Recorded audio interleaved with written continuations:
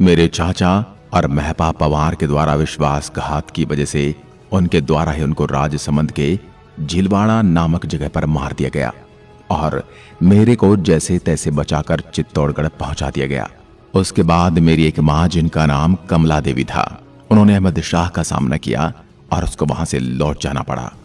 मेरे पिता को मारने के बाद वे तीनों मालवा भाग गए। मैंने चित्तौड़ आकर मेरी दादी हंसाबाई को सारी आप बीती सुनाई। मेरी दादी को मुझे भी मार डालने का डर सताने लगा। उन्होंने इसके लिए अपने भाई मारवाड़ के राजा रणमल को संदेशा पहुंचाया और मारवाड़ के रणमल मेरी रक्षा के लिए मेवाड़ आए और वो एक समय मेरे पिता के भी रक्षक थे। राणा रणमल बहुत ही साहसी और पराक्रमी थे। उनका विशालकाय शरीर देखकर ही उनसे लड़ने की कोई चेष्टा भी नहीं करता था। मैंने गद्दी पर बैठते ही सबसे पहले पिता के हत्यारों को मारने की यानी उन्हें सजा देने की योजना बनाई और उसके लिए रणमल को भेजा। उन्होंने चाचा और मेरा को तो मार गिराया, लेकिन महपा पवार वहां से भागकर मालवा के शासक महमूद खिलजी की शरण में चला गया। इधर रणमल के मेवाड़ में रहने से धीरे धीरे मेवाड़ पर राठौड़ों का हस्तक्षेप बढ़ने लगा और इधर मेवाड़ की सेना के प्रमुख थे चुंडा के भाई राघव देव। दोनों की आपसी रंजिश में राणा रणमल राघव देव को मार देते हैं, जिससे और मारवाड़ के राठौड़ों का हस्तक्षेप बढ़ने लगा और रणमल की नीयत मेवाड़ को लेकर बिगड़ने लगी। उस समय राणा रणमल की एक महिला मित्र थी जिसका नाम भारमली था। जब रणमल भारमली से मिलने गया तो उसने मुझे यानी कुंभा को मारने की बात कही। भारमली एक देशभक्त महिला थी। उसके यह सुनते ही उसके पैरों तले जमीन खिसक गई। उसने यह सब सच्चाई मेरी दादी हंसाबाई को आकर सुना दी। अब हंसाबाई ने चुंडा को संदेश भिजवाया, जो कि नाराज होकर मालवा जाकर नौकरी कर रहे थे। लेकिन जब अपने राज्य पर आई विपदा की बात चुंडा को पता चली तो वे फौरन वहां से वापस आए और भारमली के साथ मिलकर रणमल को मारने की योजना बनाई। उसके बाद जब रणमल भारमली से मिलने गया तो भारमली ने उसको खूब शराब पिलाई और मौका पाकर उसने चुंडा के सैनिकों को खबर दी और बेहोशी की हालत में सैनिकों ने उस पर चारपाई डालकर हमला कर दिया।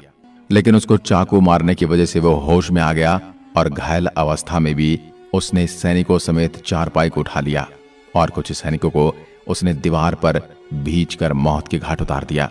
इससे आप इस बात का अंदाजा लगा सकते हैं वो कितना शक्तिशाली आदमी था।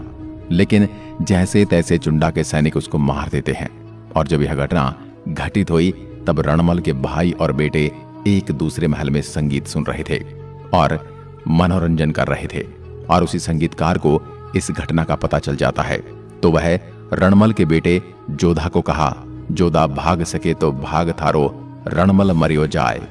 ये सुनते ही जोधा और उसके सैनिकों ने आओ देखा न ताओ अपने जूते चप्पल हाथ में लेकर भाग छूटे। लेकिन चुंडा ने कहा कि उनका पीछा किया जाए, लेकिन वह बचकर निकल गए और बीकानेर जाकर रुके। इधर चुंडा ने उनके राज्य मंडोर पर अपना अधिकार जमा दिया। फिर जोधा ने धीरे धीरे करके अपना घर वापस लेने की योजना बनाई। जैसे तैसे सेना इकट्ठी की और मंडोर पर आक्रमण किया, लेकिन उसको हार का सामना करना पड़ा। काफी समय प्रयास करने पर भी उसको निराशा ही हाथ लगी और एक दिन जब वह युद्ध से बुरी तरह घायल होकर जा रहा था तो उसको प्यास लगी। लेकिन रेगिस्तान की इस तपती धूप में उसको पानी कहाँ मिले तो दूर उसको एक किसान की ढाणी दिखाई दी। उसने उसकी तरफ अपने घोड़े को दौड़ाया, लेकिन वहां पहुंचने से पहले ही वह गिर गया।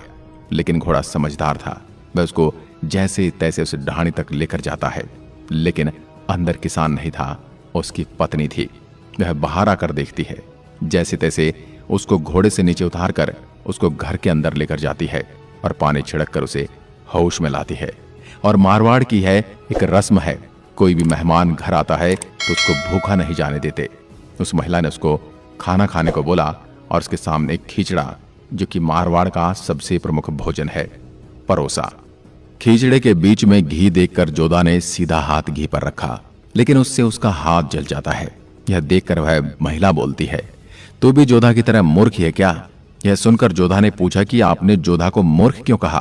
तो वो महिला बोली कि जिस तरह जोधा भी सीधा मंडोर पर आक्रमण कर रहा है, उसी तरह तू भी सीधा बीच में हाथ मार रहा है। पहले किनारों से खाना चाहिए और उसके बाद बीच में आना चाहिए। ये बात सुनकर जोधा वहां से एक सीख लेकर जाता है और सीधा मंडोर पर आक्रमण करने की बजाय पहले उसके आसपास के गांव जीतने की कोशिश करता है। और ऐसा करके वह मंडोर के पास पहुंच जाता है और फिर वह संधि करने का प्रस्ताव मेवाड़ भिजवाता है और मेवाड़ और मारवाड़ के बीच संधि हो जाती है, जिसकी सीमा सोजत जो कि पाली में पड़ती है उसको निर्धारित कर दिया जाता है। इस संधि को आवल बावल की संधि कहा जाता है।